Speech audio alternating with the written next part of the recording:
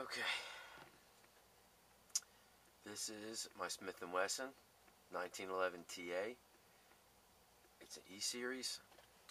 This one in particular, TA stands for Tactical Accessory Rail. That's just right there. It's a 45. One of the sweetest things about this gun, since I started watching videos on YouTube, I noticed the E-Series was just a little bit different. It was a little bit different to look at.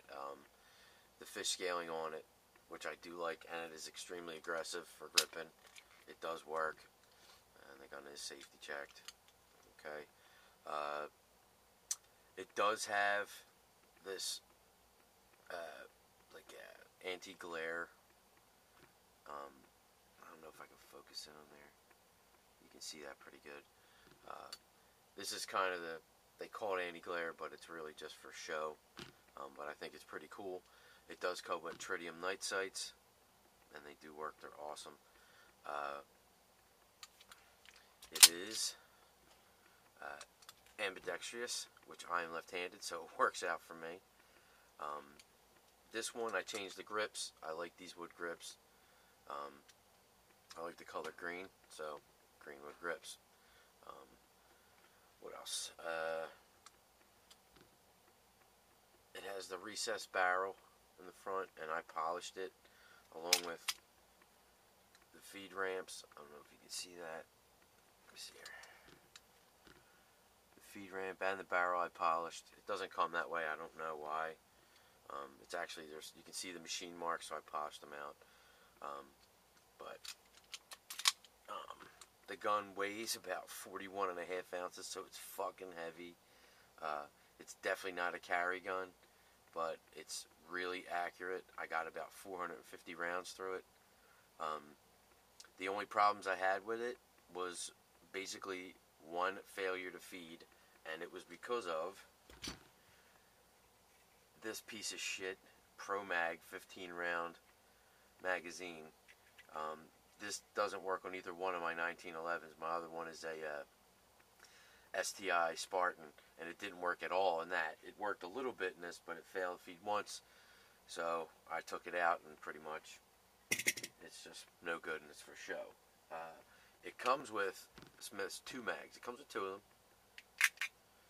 I bought 2 more because they actually work pretty well in the gun.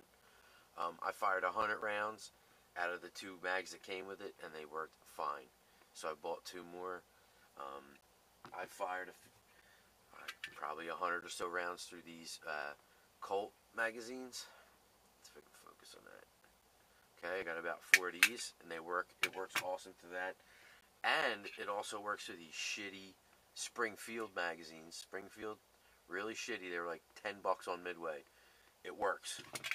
And then worse than that are these foreign ones that I got with my Sarco build kit. I got a 1911 kit through Sarco, and it came with 2 of these. And believe it or not, these don't work that bad. They just need to be broken in for whatever reason. But once you get 1 or 2 mags through the gun, they work fine too. So I would attribute it to the gun.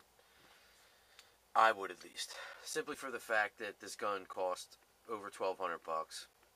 It's pretty expensive for a mid-range 1911. It's obviously not the best, but it's most certainly not the worst. The gunfire is great. The trigger on it is awesome. Let me see if you can see just the pull. There's like no... And I have not adjusted this at all. I mean, you can see, if you see, watch. It's ridiculous. Actually, every now and then I double tap with it.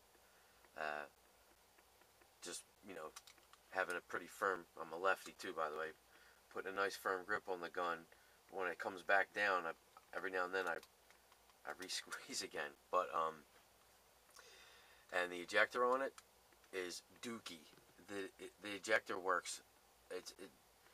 I've fired reloads through this, and they still go flying out.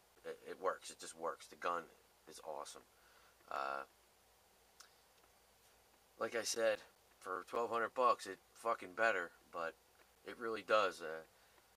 And just like in 1911, the more you fire it, the better it gets. The trigger was getting a little better. The night sights work. If you're not into the ambi safety, I'm a lefty, so I don't mind it. But like I said, the gun's awesome. It's stippled front and in the rear, and this is not aluminum. It is steel. It's not aluminum. But for shooting 25 yards, it's awesome, and up close, it's even better. I like the gun a lot. Hope you like this quick review. My first handgun review. If you like it, like it. You want to subscribe, subscribe. I'm going to be reviewing a lot of my guns in the next couple weeks, so thanks a lot.